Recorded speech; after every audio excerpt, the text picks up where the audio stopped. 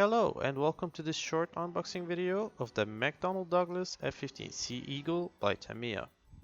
I start by checking the instruction manual, which looks pretty straightforward. I check which parts to assemble or paint first, and I look at it right before I start building.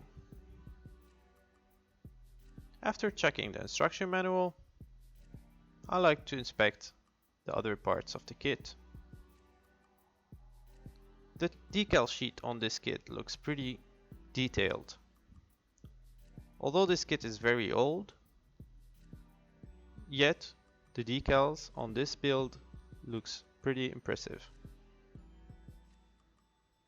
I continue to check the plastic parts, and I'm pretty impressed by the amount of details on those panel lines.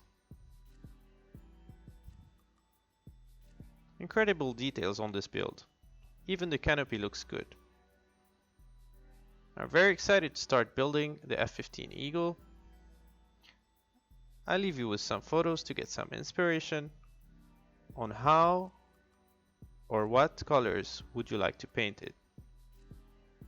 I hope you liked this video. Please like and subscribe to follow up on later builds.